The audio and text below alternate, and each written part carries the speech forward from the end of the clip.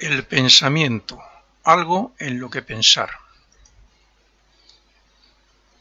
Solemos decir que los animales no son responsables de nada porque no piensan. Y algo similar ocurre con los niños y jóvenes respecto al karma y a la ley de consecuencia, porque no tienen la suficiente madurez mental. Pero en el caso de los humanos en general hay una diferencia importante entre la aplicación de la ley terrenal y la ley espiritual. Y es que la ley terrenal, dependiendo del país, como es lógico, la ley terrenal puede llevar a la cárcel o a un internado a un joven, mientras que la ley de consecuencia no actúa haciéndole responsable de sus actos hasta que cumple aproximadamente 14 años. Esto es más o menos lógico para cualquier persona que esté familiarizada con la filosofía oculta o incluso para cualquier persona. Sin embargo, hay un hecho que muy poca gente sabe, pero que el ocultismo explica muy bien y que contradice totalmente ese dicho entre los humanos de que somos libres o tenemos el derecho de pensar lo que queramos. La mayoría de las personas que dicen esto piensan que pueden pensar lo que quieran porque nadie lo sabe ni nadie puede ver sus pensamientos y por tanto nadie les va a hacer responsables de ello. Solemos juzgar, criticar o interpretar los hechos de acuerdo a lo que perciben nuestros sentidos. Y en muchas ocasiones tampoco sirven de mucho nuestras versiones si no hay un acto físico como prueba. Sin embargo, un juez puede meter en la cárcel a una persona que agrede a otra por el simple hecho de agredirle y sin saber qué motivo o qué causa le llevó a hacer eso. Son muchas las personas juzgadas que se han arrepentido después de haber hecho una barbaridad, intentando explicar a la vez que no saben por qué lo hicieron. Quizás algunos estudiosos del Nuevo Testamento se hayan puesto a razonar las enseñanzas de Cristo y hayan llegado a la conclusión de que, como ya expliqué en otro artículo, Cristo impartía una doble enseñanza. O sea, una enseñanza exotérica en forma de parábolas y otra esotérica para sus discípulos e iniciados. Y quien haya meditado profundamente dichas enseñanzas es muy posible que haya sacado la conclusión de que, además de por nuestros actos, también somos responsables por nuestros pensamientos. Y si no, ¿qué quiso decir Cristo cuando afirmó que aquel que mira a una mujer con deseo carnal ya ha cometido adulterio? Alguien responderá que es el deseo lo que le convierte en pecador, pero en realidad no es así. El ser humano, como espíritu que está evolucionando, tiene a su disposición varios cuerpos o herramientas imprescindibles para que en cada renacimiento se desarrolle todo lo posible según el uso que haga de esas herramientas. Estas son, primero, un cuerpo físico de materia de este mundo físico, gracias al cual somos conscientes en él. Segundo, un cuerpo etérico que vitaliza y mantiene sano el cuerpo físico a la vez que se relaciona con los sentidos, con el canal de la sangre, con la procreación y otros aspectos internos. Un tercero, que es el cuerpo de deseos o emocional, donde se encuentran y donde surgen los sentimientos, emociones y deseos buenos o malos de acuerdo al desarrollo obtenido a través del renacimiento. Este cuerpo impulsa a la acción, al cuerpo físico y por tanto a la experiencia necesaria para evolucionar.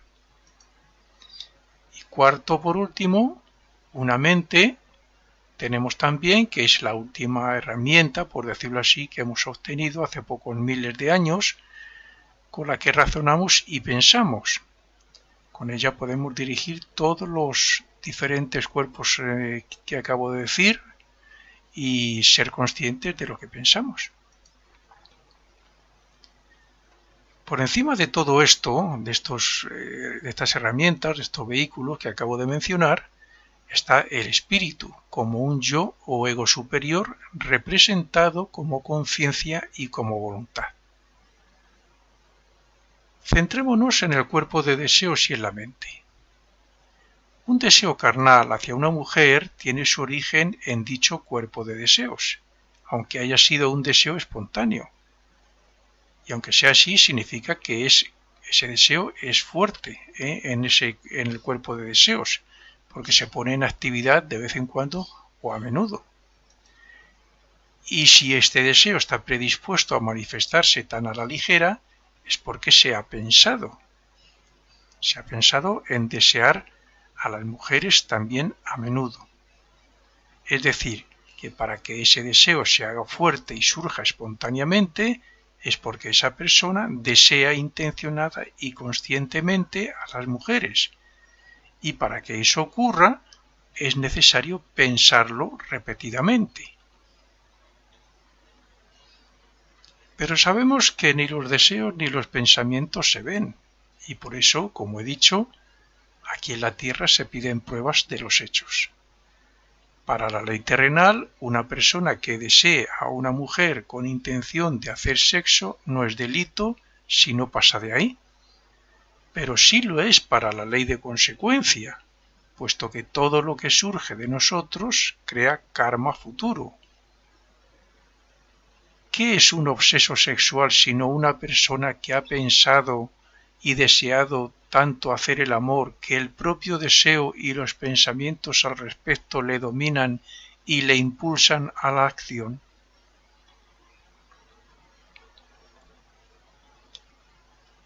Si nosotros vemos a lo lejos a dos personas gesticulando y de pronto uno agrede al otro, diremos que no sabemos el motivo que ha impulsado a esa persona para agredirle, pero no cabe duda de que ha sido un pensamiento. ¿Se puede decir que ha sido un deseo o una emoción?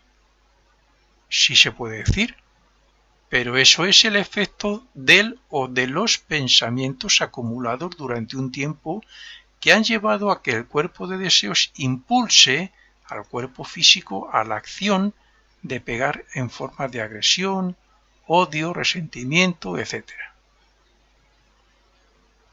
Un deseo siempre parte del pensamiento, y por eso se dice que los deseos y las emociones pueden ser razonadas por el pensamiento, como el pensamiento puede ser controlado por la voluntad y la consciencia.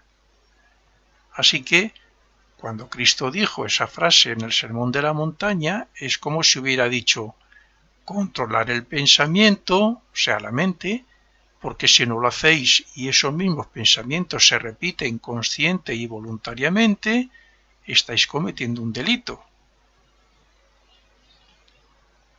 Y yo añado, esos mismos pensamientos repetidos llegan a estimular y a fortalecer tanto el deseo que puede que un día cometan una violación.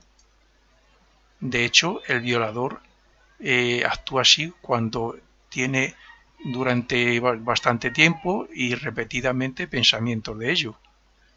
Entonces el pensamiento estimula el deseo y el deseo impulsa a la violación. Se dice que tal como piensa el hombre en su corazón, así es él.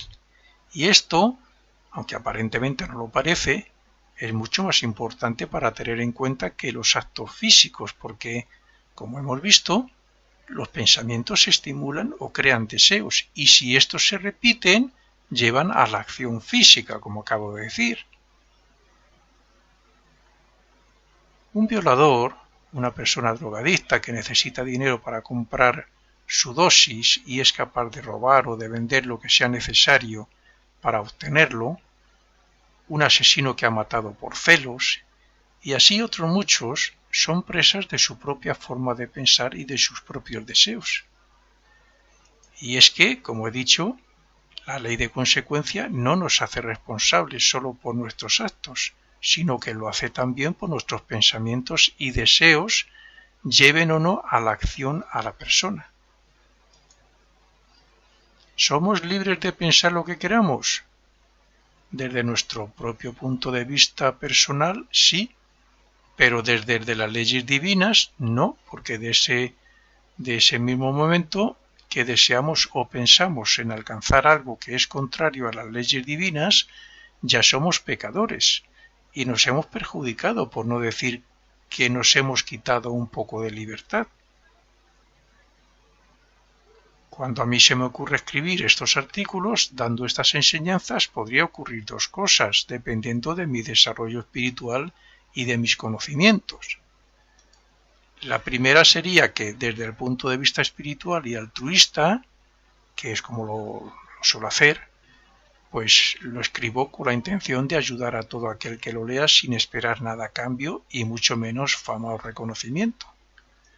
Y la segunda es que desde el punto de vista egoísta podría pensar que no quiero escribirlo, porque esos conocimientos son míos y que mejor que eso, que mejor que darlos, pues escribo libros y doy conferencias o imparto cursos a cambio de dinero. Bien, como la voluntad y la conciencia están por encima de la mente y mi desarrollo me permite elegir inequívocamente, sabiendo que aún estoy muy lejos de ser perfecto, pues lo que está de acuerdo con las leyes divinas, entonces escojo regalar mis libros, dar conferencias y cursos gratuitos y poner todos mis escritos en las redes sociales. De acuerdo con la ley de consecuencia, obtendré mejores resultados kármicos futuros que me permitirán continuar haciendo esto mismo, pero con más medios. ¿Y todo por qué? Pues porque tengo cierto control de mi mente y gracias a ello controlo también en cierto grado mis deseos y sentimientos negativos. Alguien puede pensar en estos momentos, qué bien, qué bonito y qué práctico es todo esto. Sí, aparentemente, pero eso no es todo. Es muy común en ocultismo poner el ejemplo de decir que si hacemos sonar a un diapasón y ponemos otro al lado, este último sonará o vibrará como el primero por simpatía, siempre que ambos tengan la misma nota clave en su construcción. Añadamos ahora a todo lo dicho el hecho de que los pensamientos se atraen cuando son de la misma naturaleza. Pues resulta que aquel que deseaba sexo con la mujer o aquel que deseaba robar para conseguir dinero para su droga o aquel otro que deseaba pegar a otra persona, y así lo hizo, todos han estado dejando semillas de esos deseos, pero en forma de pensamientos. Lo han estado dejando en la atmósfera por donde se han movido. Y como ocurre con el diapasón, los pensamientos de la misma naturaleza se atraen y se fortalecen mutuamente. Todos estamos evolucionando hacia la perfección y por tanto unos tienen o tenemos más control del pensamiento que otros. Pero no porque seamos poco desarrollados no vamos a ser responsables de los pensamientos que vamos dejando en la atmósfera mental de donde nos movamos. Un solo pensamiento de agredir sexualmente a una mujer en un lugar donde haya hombres que tengan por costumbre pensar así o que sean machistas es suficiente para que, por simpatía, actúe sobre uno de ellos como la gota que colma el vaso y pase a la acción, dominado por el deseo, que a su vez impide que razone. Es muy necesario que la sociedad, y más aún el aspirante espiritual, tome conciencia del poder que tiene el pensamiento, o mejor dicho, la mente. Pero también es necesario saber, como enseña el ocultismo, que el verdadero ser humano representado como voluntad y conciencia tienen el poder de dominar a la mente y también a los deseos a través de ésta. La clave o solución está en ser autoconscientes de nosotros, en estar atentos a lo que deseamos y pensamos como pensadores y observadores que somos, desde el punto de vista del verdadero yo.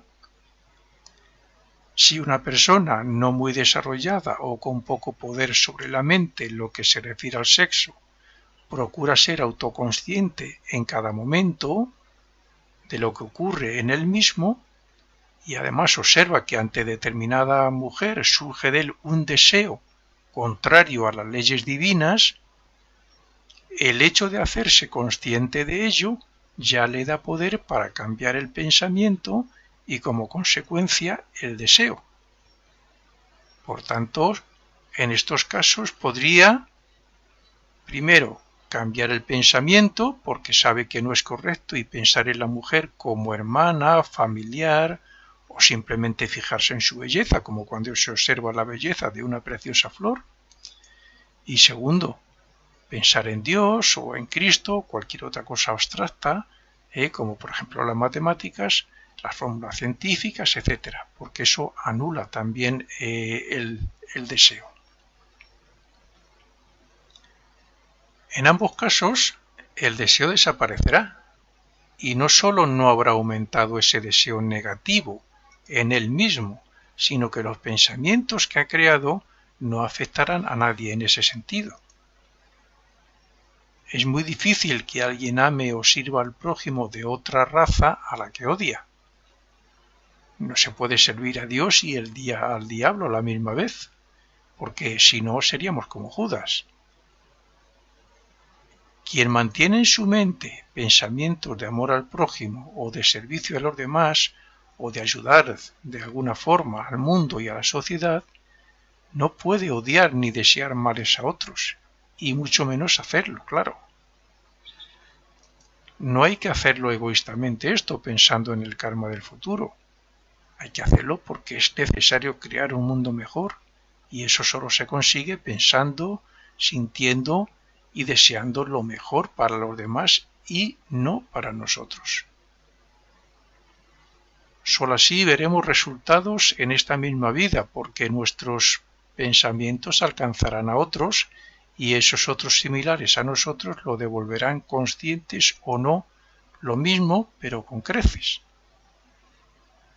Nosotros no solo sembramos con el pensamiento, sino que también llevamos en nuestra aura todos los deseos, sentimientos y emociones que nos pertenecen y que dejamos por simpatía a otros, en la atmósfera por donde nos movemos.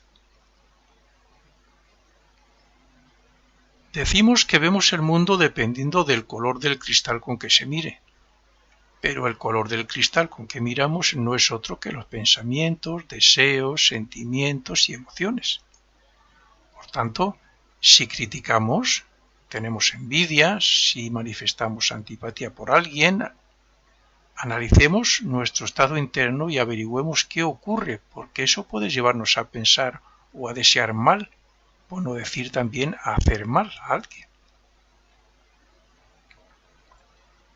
Es nuestro deber autoobservarnos y estar atentos a nosotros mismos para luego a la noche hacer una retrospección de todo lo hecho y pensado durante el día para ver dónde, cómo y por qué hemos caído y proponernos también a su vez no caer al siguiente día en esos mismos errores.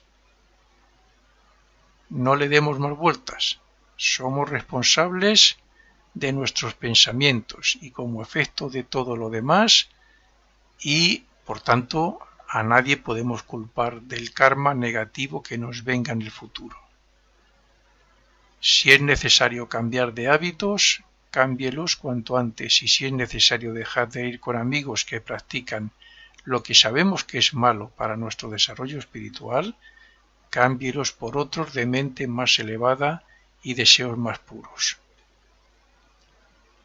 Es necesario llevar con nosotros una atmósfera mental pura y benefactora para el mundo, y es necesario que nuestros deseos vayan dirigidos a servir amorosamente al prójimo y a ayudar al necesitado. Recuerde que si queremos erradicar un mal deseo, un resentimiento contra alguien o un mal pensamiento respecto a cualquier persona en particular porque hemos tenido algún problema con ella, nunca debemos añadir más leña al fuego, es decir, No debemos seguir pensando en el tema, ni tampoco seguir deseando mal contra nadie ni contra nada. Es necesario cambiar el pensamiento hacia alguna virtud o hecho positivo de esa persona o circunstancia.